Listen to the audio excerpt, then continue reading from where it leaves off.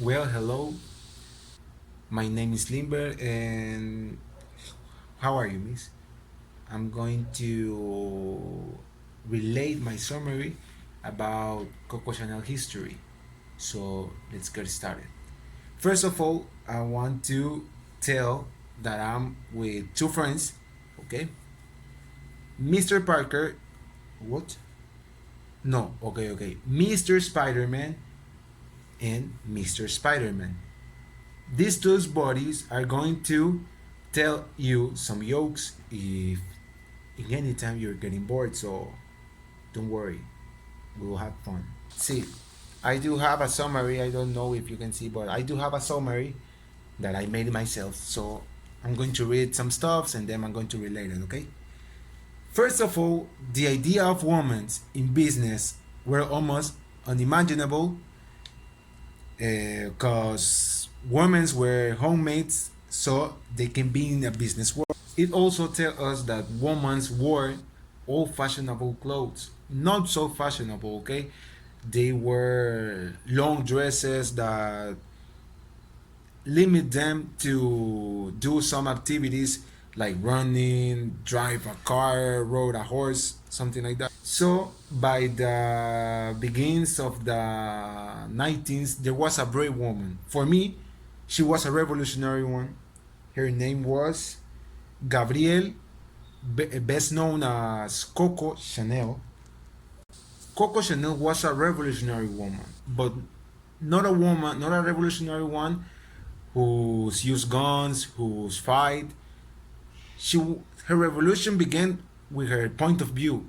Okay, she had the idea that woman's fashion style must need a change. Chanel began her empire as many young people in a small shop in the 1910s when she was 17 years old. I think that okay, first of all, after she became what she was, she first tried to be a singer, but in my point of view, she was a bad singer, okay? Chanel was a beautiful lady.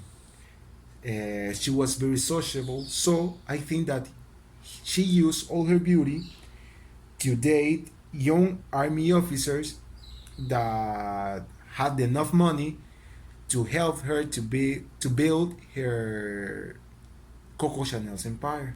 One of those boyfriends that she has was a guy whose name was Boy Capel.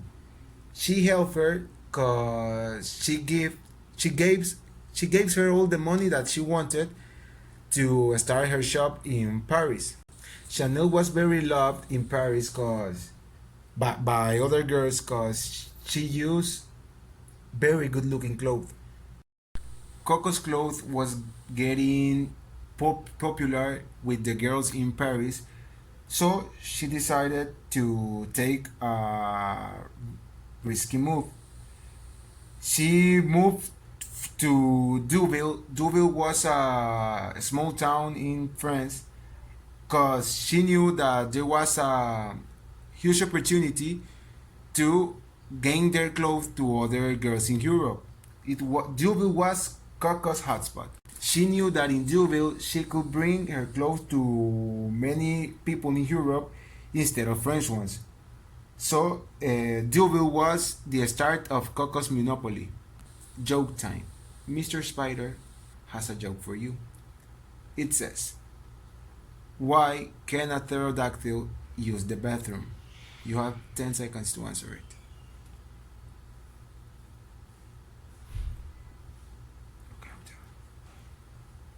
You're right, because they're dead, so they can use the bathroom. Let's go back to the story. 1914. A moron, a stupid guy whose name was Gravito, killed Austrian Archduke Prince Franz Ferdinand. This guy began the horrendous World War I. To be honest, just as a secret, in my point of view, German must have won this war, okay? But a secret. People all over Europe was thinking that war wasn't a problem, okay? poor of them.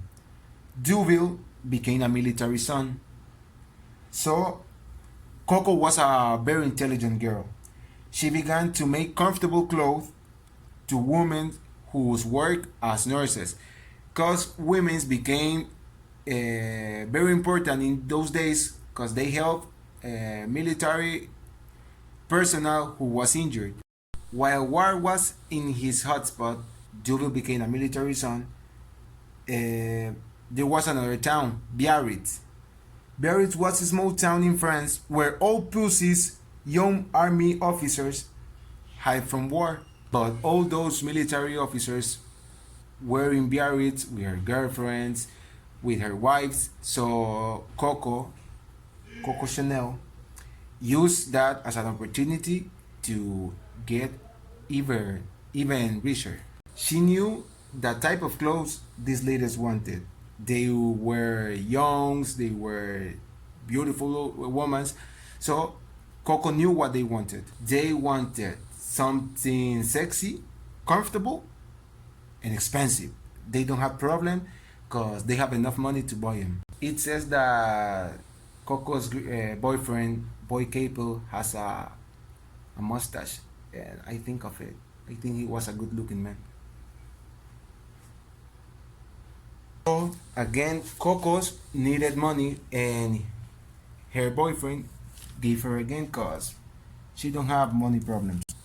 Coco's clothes was so good that people in Europe traveled along Europe to buy them. World War I was a big problem for Europe, but not for Coco, because she started her shops with 60 workers, and by the 1916th, she almost had 300. She was getting so strong, and I wonder if she paid all the money he owned from his boyfriend. That's a joke. Here in my summary, I have that by the end of World War I, Coco's life changed for good.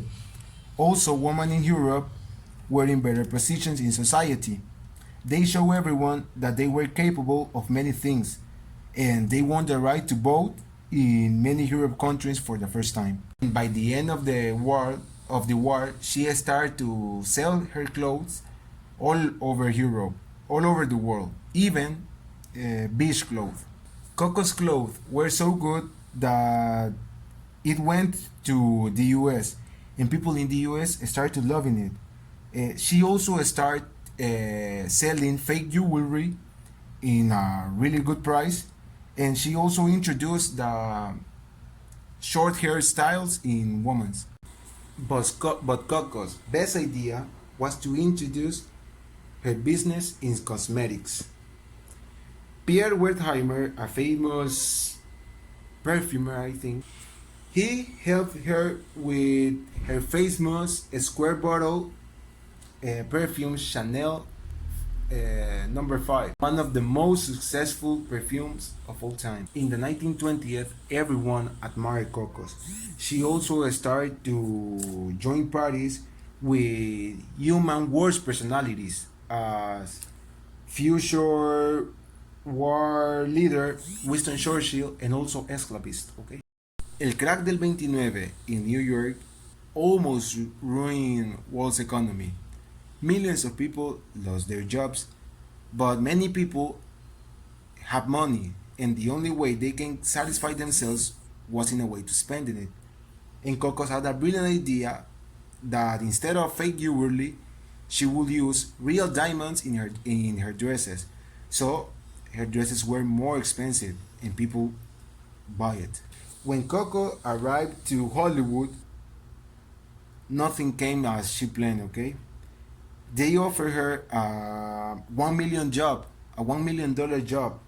So she didn't refuse it. It was a really nice job. But people in Hollywood expected more from Coco's job that time. Her clothes was beautiful and fancy, but nothing more.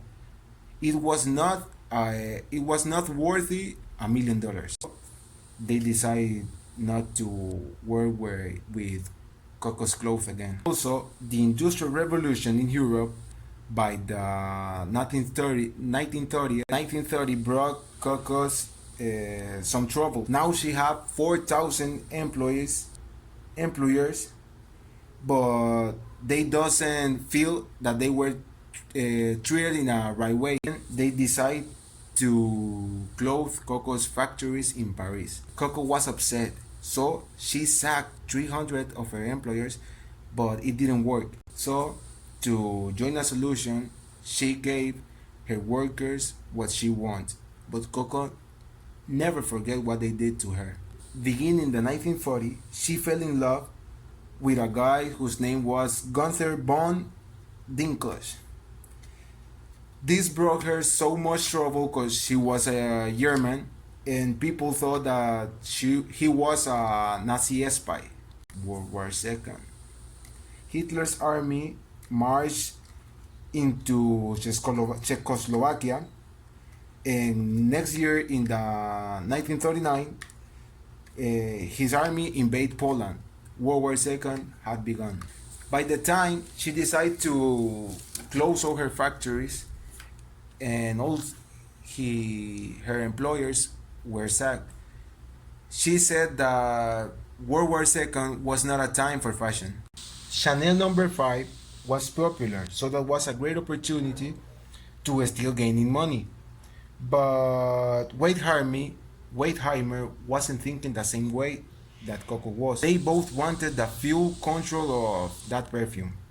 In 1944, the day invasion, British Army and U.S. Army take control of France, and World War II had come to an end. She spent 8 years of her life in Switzerland. By the time she agreed with Weidheimer to gain 2% of the total sale of Chanel number 5, it was $1 million per year, and she did not make anything. By the time all Chanel women were forget, sorry. And in 1947, a guy named Christian Dior came out. Coco Chanel passed away in 1971. She was 87 years old, and she was the most successful woman of the 20th century.